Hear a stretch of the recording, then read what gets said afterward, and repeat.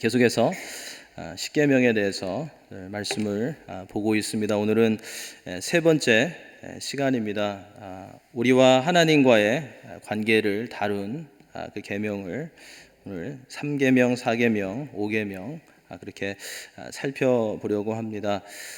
오늘도 이 세 가지 계명을 살펴보면서 그 계명 가운데 들어있는 본질적인 그런 뜻이 무엇인지, 그리고 우리가 지금 그 말씀들을, 그 계명들을 어떻게 실천할 수 있을지에 대해서 생각해 보면서 우리에게 조금 더 구체적으로 적용해 보는 그런 시간을 가지려고 합니다. 누가복음 18장에 보면 그 한 부자 관리에 관한 그런 말씀이 기록되어 있습니다. 이 한 부자 관리는 예수님께 나와서 십계명과 같은 것은 내가 어릴 때부터 알았고 다 지켜왔습니다. 제가 뭐를 더 해야 되는 게 있으면 예수님 말씀해 주십시오라고 예수님께 나와서 그런 태도를 가지고 그가 말을 했던 그 기록이 나옵니다. 예수님께서는 이 부자 관리가 어릴 때부터 계명을 알았고 지켜왔다고 자신 있게 말했지만 이 사람에게 실천하지 못한 그런 부분들이 있다라는 것을 지적해 주셨습니다. 부자여서 자신의 것을 가난한 자들과 나누는 것은 그가 하지 못했던 것입니다. 결국 이 부자는 계명을 잘 알고 있었지만 또 자신은 어릴 때부터 그 계명을 다 지켜왔다고 그렇게 생각하고 있었지만 그가 온전히 그 계명을 실천하지 못하고 있었던 것을 우리가 보게 됩니다. 3계명, 4계명, 5계명 우리가 너무나도 또 여러분들이 너무나도 잘 알고 있는 그런 말씀들이지만 우리가 때로는 너무 잘 알아서 그 가운데 계속 미스하고 있는 그런 부분은 없는지 오늘 말씀 가운데 한번 점검해 보는 그런 시간이 되기를 원합니다. 1계명을 통해서는 우리가 하나님만이 유일하신 참 하나님이시라는 그런 말씀을 배웠습니다. 하나님은 하나님의 백성들이 다른 신을 섬기는 것을 용납하지 않으시는 그런 하나님이심을 우리가 생각해 보았습니다. 우리에게 적용해 보면 성경의 하나님이 유일한 참 하나님이시라는 것을 믿으며 우리는 그 하나님을 삶의 우선순위에 두고 하루하루를 살아가야 한다는 것을 우리가 생각해 보았습니다. 이 계명을 통해서는 애굽과 가나안 사람들은 자연과 연관되는 그런 이미지를 만들어 놓고 그것이 신이라고 했지만 참 하나님은 온 우주 만물을 창조하신 분이시기 때문에, 창조자이시기 때문에 사람이 보는 어떤 이미지로 하나님을 나타낼 수도 없고 하나님을 표현할 수도 없고 하나님을 대신할 수도 없다라는 말씀을 우리가 보았습니다. 우리에게 적용하면 내가 원하고 내가 정해놓은 기준과 방법으로 우리가 하나님을 섬기고 예배하는 것이 아니라 하나님께서 기뻐하시는 그런 모습으로 또 하나님께서 기뻐하시는 방법으로 우리가 하나님을 예배하고 섬겨야 한다는 그 말씀을 우리가 보았습니다.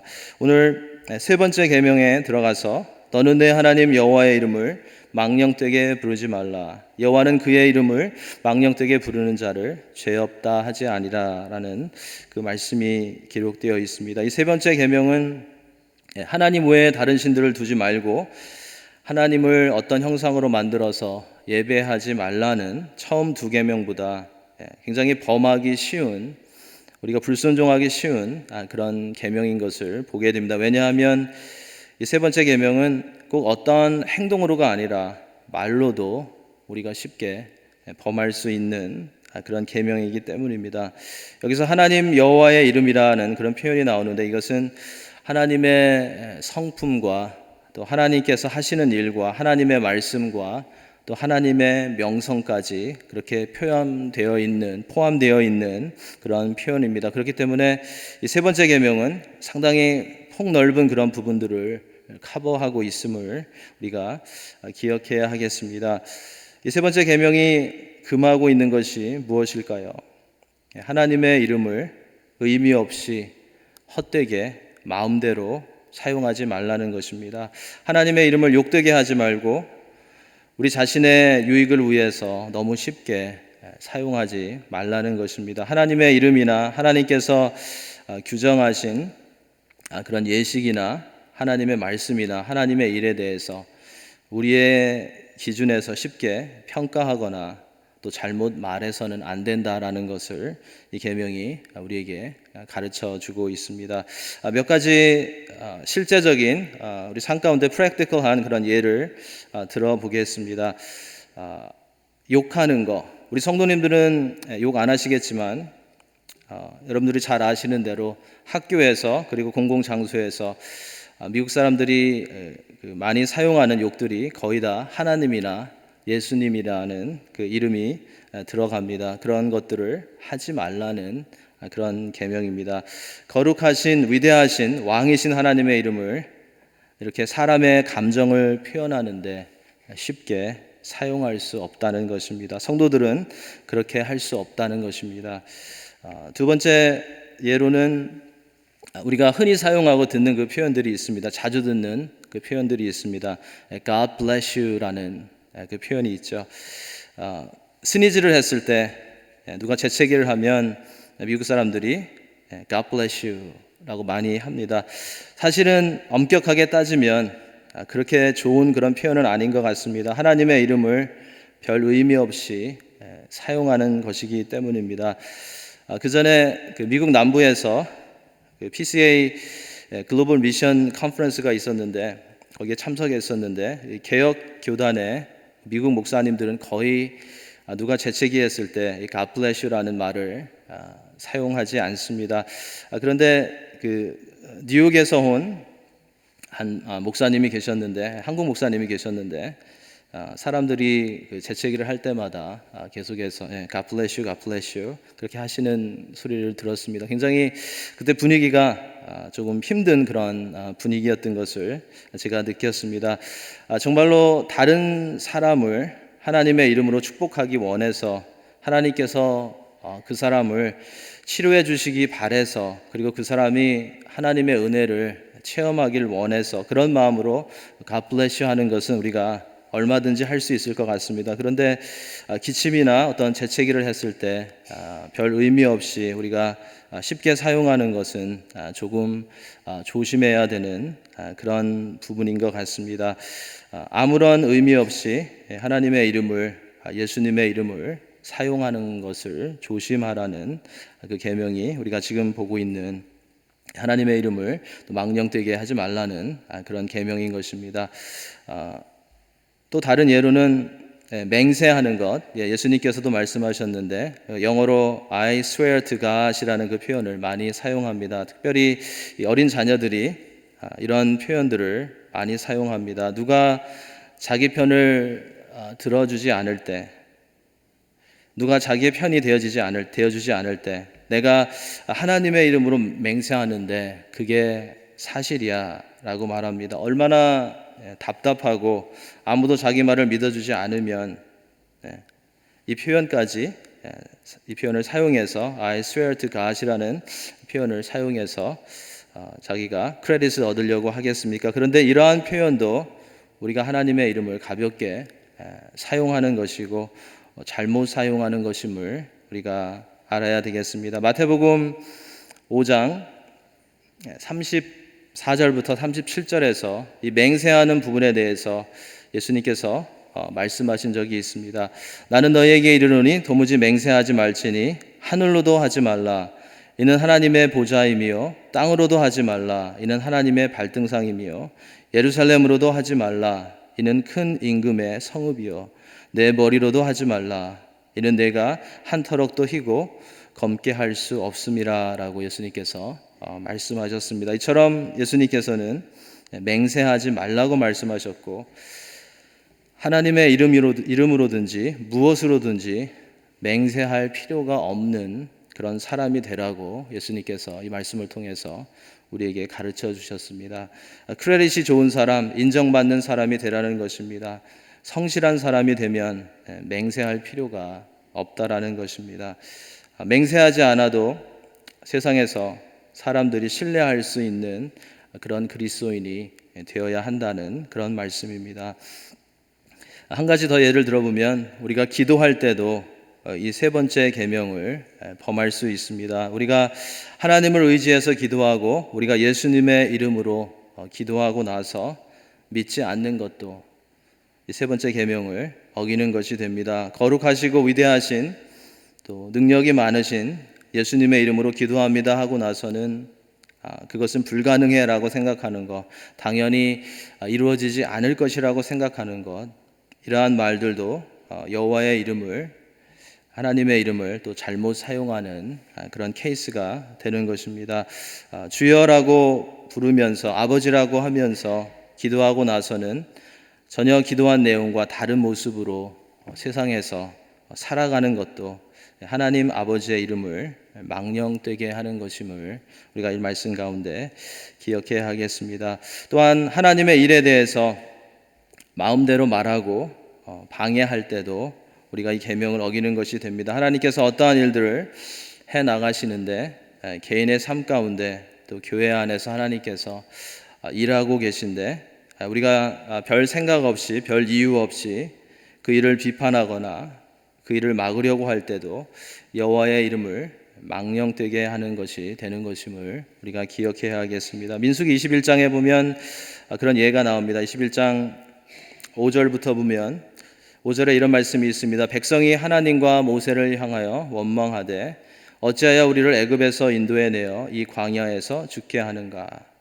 하나님께서 이스라엘 백성들을 위해서 아주 큰 일을 하고 계셨는데 그들을 구원하시고 그들을 또 가나안 땅으로 인도해 가시는 그런 일들을 하고 계셨는데 이스라엘 백성들이 그것을 알지 못하고 하나님께서 그런 일들을 또 모세를 통해서 하는 일들을 알지 못하고 하나님과 모세를 원망하는, 여호와의 이름을 망령되게 하는 그런 죄를 범했던 것을 보게 됩니다. 그때 하나님께서 불뱀을 또 백성 중에 보내셔서 또 백성을 물게 하셨던 그 기록이 나옵니다. 요즘은 불뱀은 보내시지 않겠지만 이러한 하나님의 일을 방해하는, 또 하나님의 일을 우리 마음대로 이야기하는 이런 부분을 하나님께서 기뻐하시지 않는다라는 것을 우리가 이 말씀 가운데 기억해야 하겠습니다.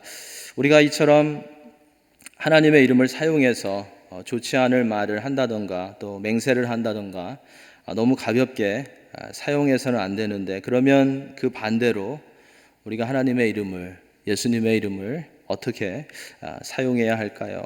하나님을 찬양할 때, 하나님을 예배하는데 우리가 하나님의 이름을, 예수님의 이름을 사용해야 하겠습니다. 기도할 때 하나님과 예수님의 이름을 힘입어서 우리가 확신을 가지고 하나님 앞으로 또 담대하게 나아가야 하겠습니다. 전도할 때, 선교할 때 예수님의 이름으로, 예수님의 권세를 힘입어서 우리가 또 담대하게 나아가야 하겠습니다. 우리가 하나님 여호와의 이름을 잘 사용해서 하나님의 명성을 세상에 알리는 그런 교회, 하나님의 명성을 세상에 알리는 그런 성도가 되어야 하겠습니다. 네 번째 계명은 안식일을 기억하여 거룩하게 지키라는 그 말씀이 나옵니다. 이 안식일은 하나님께서 천지를 6일에 창조하시고 7일에 쉬신 그 때로부터 예수님께서 부활하실 때까지는 일곱째 날이었습니다. 그런데 신약에 와서 이제 예수님께서 부활하신 날로부터 세상 끝날까지는 안식 후 첫날인 주일이 성도들의 안식일이 되었습니다. 그래서 지금은 주일을 크리스천 세바스라고 그렇게 우리가 부르기도 합니다. 구약의 안식일은 창조를 근거로 주신 것이고 신약의 주일은 예수님의 부활을 근거로 하고 있습니다. 그래서 신약에 보면 사도들이 매주 첫날에 또는 그 주간 첫날에 함께 모여서 예배했다라는 그런 기록이 사도행전에도 나오고 또 고린도전서에도 나오는 것을 우리가 볼 수 있습니다. 그러면 어떻게 크리스천들이 이 안식일을, 주일을 잘 지킬 수 있을까? 우리가 오늘 말씀을 기초로 생각해 보아야 하겠습니다. 9절 말씀을 보면 우리가 일주일 동안 열심히 일함으로써 우리가 이 안식일을, 주일을 잘 지킬 수 있습니다. 이 안식일을 잘 지키기 위해서 일주일 동안 열심히 뛰어야 한다고 9절에서 말씀하고 있습니다. 한 주 동안 열심히 일하고 주일은 일주일 동안 해오던 그런 일을 멈추고 하나님을 예배하고 이웃을 돌보며 육체적으로 정신적으로 안식해야 한다는 것입니다. 두 번째로 우리는 주일을 구별해서 하나님께 드림으로써 하나님께 예배함으로써 이 계명을 잘 지킬 수 있습니다. 하나님께서는 일주일 가운데 하루를 구별해서 하나님께 드림으로 하나님의 백성들이 모든 것이 하나님의 것임을 인정하고 하나님과 함께 즐거워하기를 그렇게 원하셨던 것입니다. 사람들이 그러한 믿음으로 살아가야 건강할 수 있도록 하나님께서 우리를 그렇게 창조하신 것입니다. 우리의 모든 소유가 하나님의 것임을 인정하는 그런 의미에서 우리가 10분의 1을 가려서 하나님께 11조를 드리듯이 주일을 지킴으로써 하나님이 우리의 하나님이시고 우리의 주인이시라는 것을 인정하는 그런 훈련을 우리가 할 수 있는 것입니다. 우리도 아침에 일찍 일어나고 운동도 하고 일찍 자고 하는 그런 패런을, 그런 리듬을 따라갈 때 건강이 유지되듯이 열심히 일하고 또 하나님께서 구별해 놓으신 날에 하나님을 예배하며 안식할 때에 우리가 영적으로도 건강할 수 있다는 그런 말씀입니다. 우리가 이렇게 주일을 거룩하게 지키는, 구별해서 지키는 이 모습은 세상과 구별되는 것입니다. 주일에 일을 쉬고 하나님을 예배하는 것, 예배를 통해서 세상과 구별되고 또 안식함으로써, 쉼으로써 분주한 세상과 구별되는 것이 이 넷째 계명에 순종하는 것입니다. 하나님께서는 7일째도 쉬지 않으셔도 되셨는데 그날에 쉬신 것은 사람들을 생각해서 그렇게 하셨던 것 같습니다. 사람들에게 일주일에 한 번 하나님을 예배하면서 쉬는 시간이 필요하다라는 것을 이 계명을 통해서 하나님께서 말씀해 주신 것입니다. 우리의 안식과 우리와 하나님과의 건강한 그런 관계를 위해서 이날을 허락해 주신 것입니다. 우리가 쉴 수 있고 하나님을 예배하며 하나님과의 그런 관계를 점검하고 회복할 수 있는 그런 시간을 주시기 위해서 이 주일을 우리에게 허락해 주신 것임을 우리가 기억해야 하겠습니다. 그래서 이 주일은 하나님을 예배하고 서로 섬기며 안식하는 그런 날이 되어야 하겠습니다. 그리고 또 다른 일주일을 하나님의 영광을 위해서 우리가 살아갈 수 있도록 영적으로 육체적으로 충전하는 그런 날이 주일이 되어야 하겠습니다. 저는 그 주말에 학교에서, 초등학교도 그렇고요, 중고등학교도 그렇고 대학도 그렇고 학교에서 숙제를 안 내주면 좋을 것 같아요. 왜냐하면 우리 학생들을 보면 주일에도 숙제하느라고, 월요일에 시험이 있으면 시험 공부를 하느라고 얼마나 주일 오후를 힘들게 보내는지 모르겠습니다. 학교에서의 운동 경기나 연습도 주일에 있는 것이 참으로 이 주일을 온전히 하나님께 드리는데 굉장히 방해가 되는 것 같습니다. 이러한 부분도 우리가 생각하면서 주일에 이러한 일들이 걸리지 않도록, 그런 것들이 바뀔 수 있도록 그렇게 또 기도하는 그런 부분도 우리에게 필요할 것 같습니다. 하나님께서 하나님의 백성들을 위해서 정해주신 주일을 구별해서 잘 지킴으로써 개인과 가정과 교회가 든든히 서가고 세상에도 선한 영향력을 끼칠 수 있어야 하겠습니다. 다섯 번째 계명으로 가보면 내 부모를 공경하라. 그리하면 내 하나님 여호와가 내게 준 땅에서 내 생명이 길리라라는 그 말씀이 있습니다. 이 다섯 번째 계명은 자세히 보면 이 부모뿐만 아니라 우리 위에 있는 분들, 상전을 공경할 것을, 존중할 것을 말씀하신 그 계명입니다. 부모나 주인이나 상사나 어른들이나 나라의 위정자들까지 포함해서 그들을 존중해야 하는 그런 책임이 우리에게 있다라는 것을 우리에게 가르쳐 주시는 그런 말씀입니다. 물론 하나님을 포함합니다. 그래서 많은 경우에 이 다섯 번째 계명이 하나님의 사랑에 관한, 하나님과 우리와의 그 관계에 관한 그런 계명으로 분리되고 있습니다.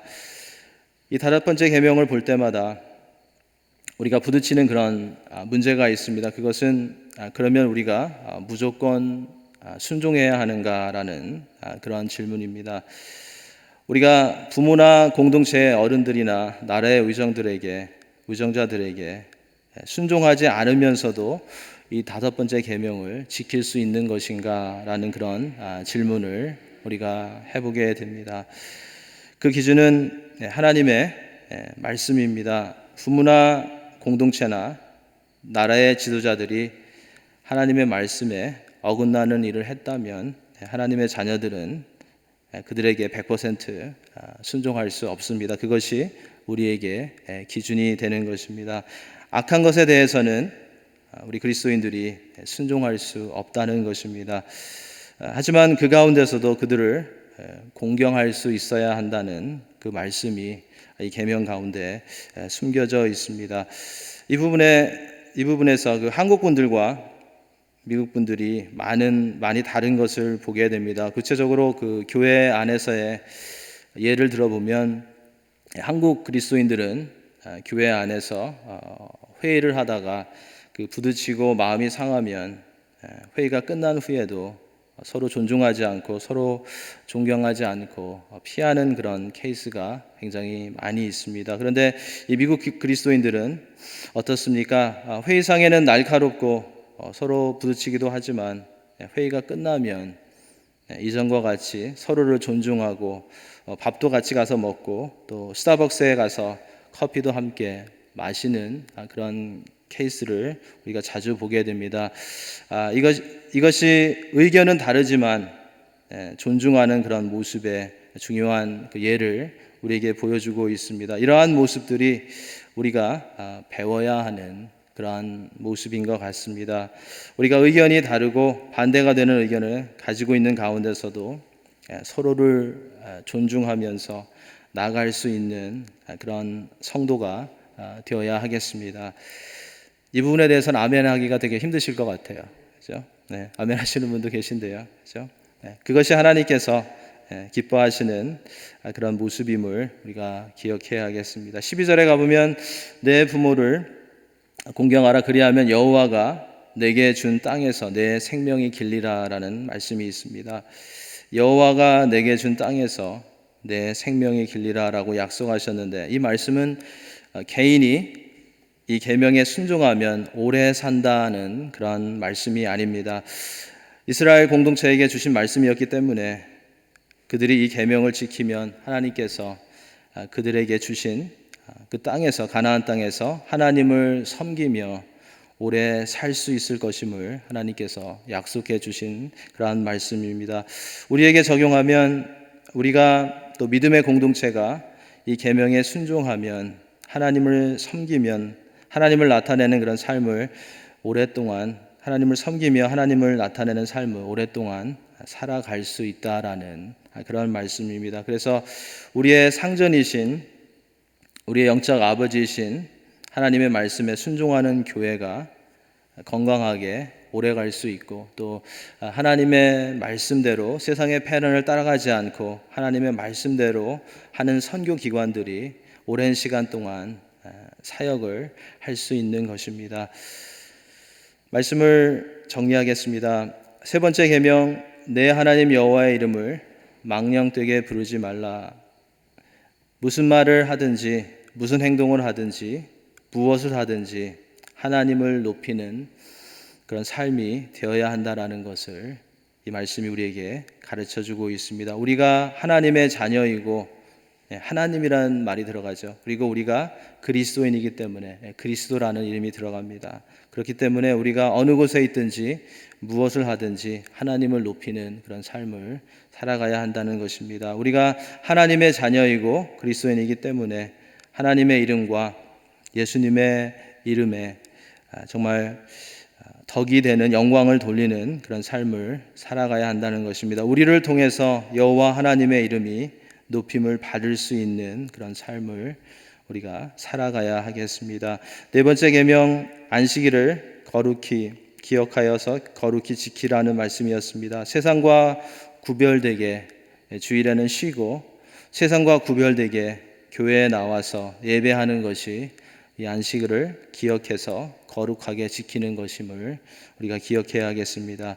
하나님께서 정해주시고 예수님께서 회복시키신 이 주일을 통해서 우리가 영적으로, 육적으로, 정신적으로 쉴 수 있고 하나님과의 관계를 회복할 수 있고 또 다시 시작되는 일주일을 주의 뜻대로 살 수 있도록 충전하고 준비할 수 있는 날이 주일이라는 것을 우리가 기억해야겠습니다. 그리고 예수 그리스도를 통해서 하나님의 백성이 되어서 안식일을 매주 우리가 지킬 수 있다는 것이 하나님께서 우리에게 주신 얼마나 큰 복인지를 기억하면서 하나님께 항상 감사하는, 예배를 드릴 때마다 하나님께 항상 감사하는 그런 성도가 되어야 하겠습니다.